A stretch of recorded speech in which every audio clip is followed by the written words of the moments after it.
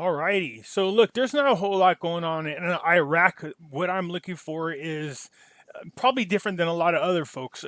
Just like when I look at news about Vietnam or the Vietnam Dong or the Iraqi dinar, I look past just anything that has to do with, the currencies themselves. I look for things that would affect the currencies. All right. It's interesting because in my comments, I've actually been fortunate enough to hear from a couple of people from Iraq who will chime in from time to time to kind of let us know what's going over there as far as the whole environment. What's going on with the Iraqi people. So again, as much as I love this investment and the possibilities that it'll bring to many of us, it just wouldn't compare to seeing the Iraqi people prosper. There's no reason for that country not to prosper and be one of, if not the richest nation in the world. And it just really sucks to see the things those people are going through. So I really feel for them. Where I live, I get bent whenever I see homeless people just because there's no reason for it. I mean, don't get me wrong. I get there's a reason for it. But what I mean by this is, with us being one of the richest nations in the world, there should be something we can do to help the number of homeless people, especially our vets. There are people who are willing to sign up and join our militaries. They had no problems with the idea of risking their own lives to protect our way of life. There's no reason at all for any vet to be on the street. So when I see that, homeless people and especially our vets out on the streets, I really feel for them. But when I see an entire country going through what's going on in Iraq, it's really just heartbreaking, to be quite honest with you. So, so will Iraq will they emerge from the ashes? There's a lot that's going on over there. One of the things I talked about was the Iraqi forces seem to be holding their own against the ISIS proxy fighters over there. With the terrorist group over there at one time had established a caliphate inside Iraq. It's no longer there. And the Iraqi people protesting, trying to do what they can to remove the influence of Iran out of their country. I really wish them well. But unfortunately for them, there are politicians within their government who are strong partners with the people in Iran.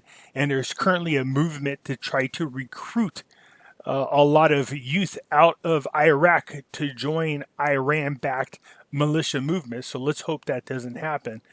They really need to have their own sovereign and just be an independent nation without the influence of Iran or other countries. The people should really just take charge of their own countries. So, anyways, look, okay. So what's going on is I talked about this before. Slowly but surely, I think the reality is this: when it comes to Iraq, people are saying, "Look, it's time for you to stand up on your own. Let's kick the training wheels off these bad boys, and let's get you rocking and rolling." So here's an article. And as usual, I'll leave links to the articles in the description. But here's an article where the World Bank is saying to Iraq, at the present moment, they don't feel like they should be giving them any more loans, especially with the state of their government and what is going on within their own political factions. So, you know what I mean? They just, World Bank's cutting them off. They're not going to give them any loans at the moment. Iraq saying that they hope to build a positive future with the World Bank, but the truth of the matter is, right now, with it being as unstable as Iraq is, they really need to get their ducks in a row. They really do. They need to get a government going. I still think, and I believe this full-heartedly, that the Iraq needs to do away with the parliament. All right, they just need to establish a normal government. Okay, if they're going to be a country that has democracy, then you need to establish a better, in my opinion, a better hierarchy, or a better chain of command, or a better established government, something similar to maybe what we got. But the parliament doesn't work. You have tribes of people that have not gotten along in hundreds, if not thousands of years, that are in there insisting are voting on who their government's going to be, and you can see the conflict of interest there. It's just not going to happen. So, anyways, we got the World Bank saying, hey, for now they're just not going to allow any more loans to Iraq, and the external borrowing is really what's hurting them. Now, I can think of a way that would help them financially, and I'm sure a lot of you are thinking the same thing I am. Change the rates.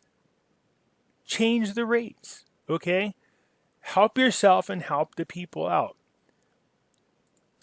So, here we go again. Look at this is another article that was interesting. Targeting and destroying Iraq factions.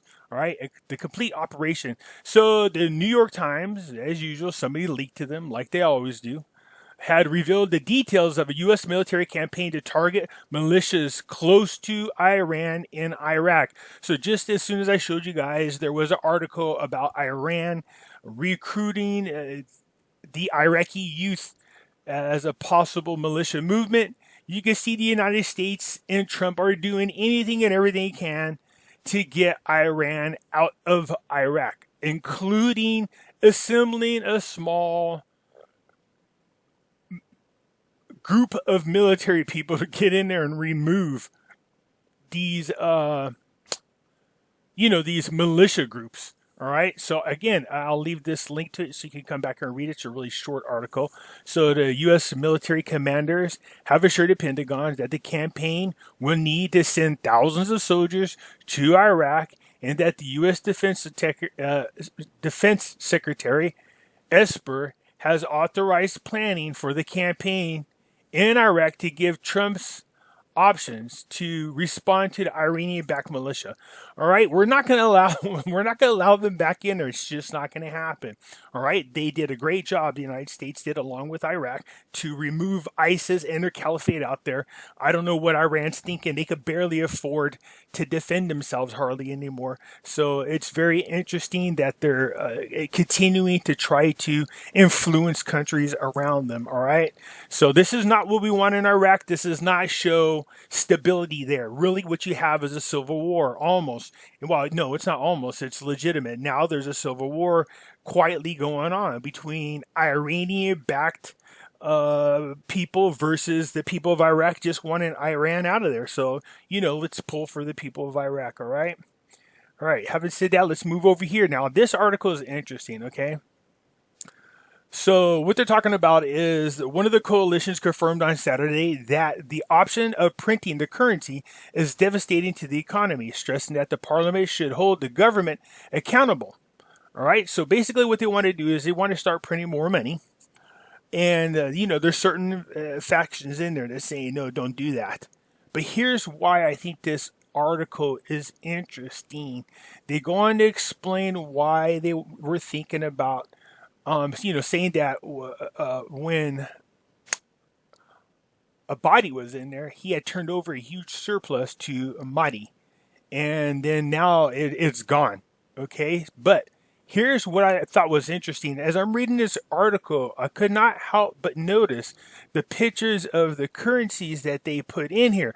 Now, again, this is just reaching. It could be wishful thinking, and it could just be nothing. But I think it's interesting that they're showing the lower denominations. Look in here. You have the 10s, the 5s, the 250,000, the 1,000 denominations. Anyways, as I was reading the article, the picture caught my attention, and I just thought to myself, could they be trying to introduce the lower currencies, the lower banknotes? Let's hope that's the case. All right. I like that idea. If you like that idea, smash the like button. Let me know what you think. Okay. Now, on a more somber note, for me, when I first was chatting on YouTube, there was another YouTube channel I used to show up on regularly. I remember chatting with everybody within the chat group. So, when I said last night in my other video that I was very grateful and very humbled by all of you who have subscribed to my channel, okay, I realize that, it's because you guys that I'm able to grow and continue to do videos. So I'm grateful. The reason why I feel a little down right now, one of the people I remember chatting with from time to time was a guy named Phil. And so a friend of his just reached out to me and just to let me know that Phil had passed away. And he passed away right the day before New Year's.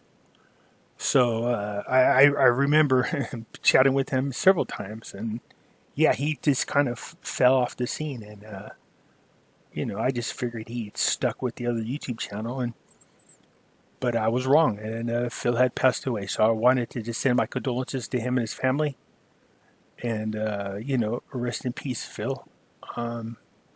Again, I appreciate you guys. I appreciate you guys subscribing to me. And I appreciate your friendships. There's many of you I talk to on more than just the channel or in the comments. There's a lot of you guys that call me on the phone. There's a lot of you guys that I chat with on Facebook. And I appreciate that. Another thing about this that's humbling, it's just from time to time, it's things like this that make you stop dead in your tracks and just say, you know what, maybe we need to focus a little more on our loved ones from time to time, because you just never know. You never know. Anyways, this is Phil. I believe this is his daughter and his grandson.